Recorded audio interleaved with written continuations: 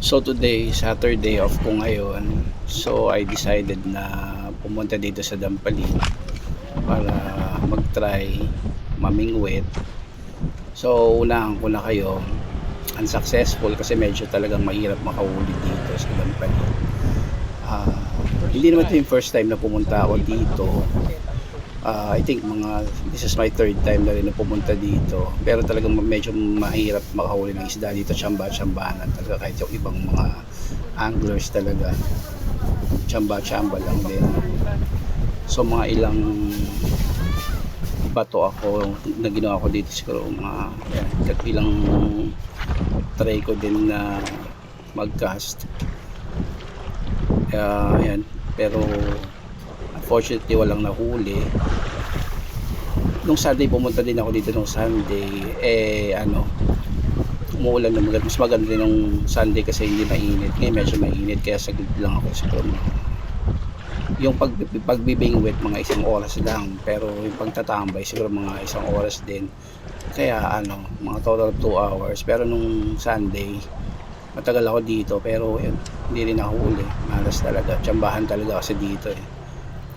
Ayan, nakailang bato na ako. Beginner lang ako sa pag-fishing, siguro mga ilang weeks pa lang. Medyo natututo lang ng konti. Hanap ako ng ibang mga spots sa mga susunod na na fishing ko siguro. Susubukan ko muna mag-practice dito sa Dampali. Tsaka, kasi tsamba-tsamba lang dito. Try ko muna hanggang sa baka makahuli, tapos lipat naman ako ng ibang spot.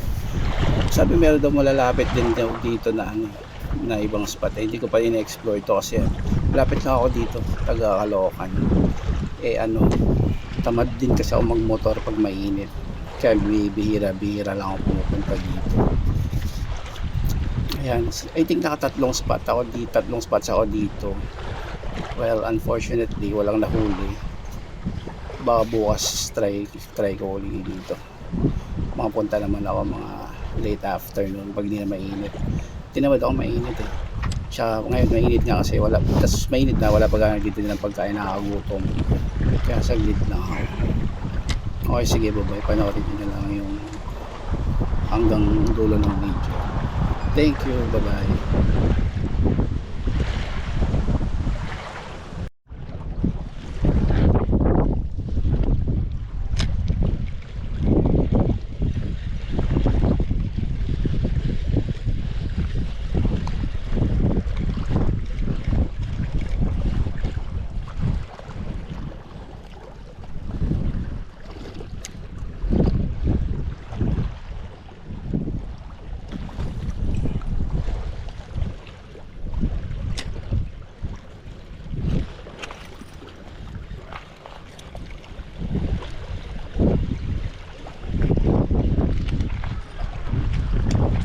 Wala naman mahuli.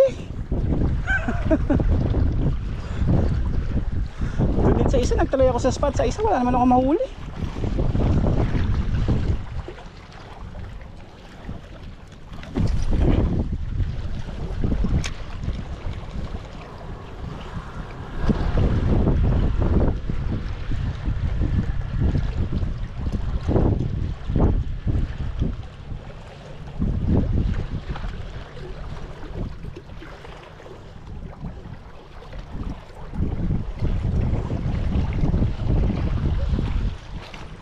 Sunog ang balat ko dito.